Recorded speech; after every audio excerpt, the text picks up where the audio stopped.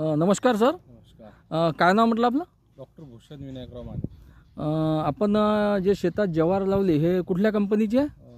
श्रीराम सीड्सची सुवर्ण. सुवर्ण आहे, श्रीरामा सीड्सची. हां, तर आपण किती एकरात लागवड केली ज्वारीची? 2 एकरामध्ये 2 एकरामध्ये या ज्वारीची आपण लागवड केली. आणि क्या 2 पाणी दिले. 2 पाणी दिले. आता आपण हे ज्वारी पाहतोय.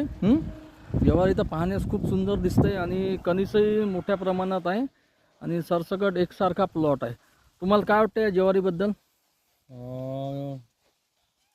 व्यवस्थित तर वाटत आहे आणि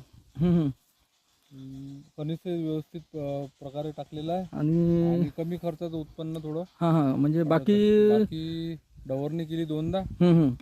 आणि निंदाचं वगैरे काम काही पडलं नाही. निंदाचं काम नाही पडलं. आणि खत किती वेळा दिलं? खत एकदाच दिलं. म्हणजे एकदा खत दिलं आणि एवढं छान पीक उभं आहे, म्हणजे जेणेकरून खर्च पण कमी कमी आणि पीक पण चांगलं आहे टाइम पिरियड कमी आणि वेळ वेळ वाचला वाचला. आणि उन्हाळ्यात पण येणारं पीक दिसून राहिलं आहे.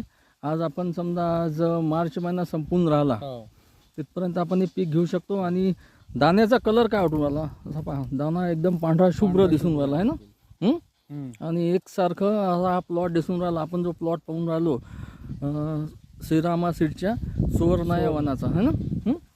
एक मस्त प्लॉट दिसून राहिला. तुम्हाला काय वाटतं आता एकरी किती उत्पन्न तुम्हाला येऊ शकते, एक तुमचा अंदाज? माझ्या अंदाजानुसार कमीत कमी एकरी 15 क्विंटल येऊ शकतो. एकरी 15 क्विंटल म्हणजे 2 एकरामध्ये 30 क्विंटल व्हायला पाहिजे. 2 एकरामध्ये तुम्हाला 30 ते 35 क्विंटल श्रीरामा सीडचे ज्वार आहे याचं उत्पन्न व्हायला पाहिजे. ठीक आहे डॉक्टर साहेब, नमस्कार. धन्यवाद. ठीक.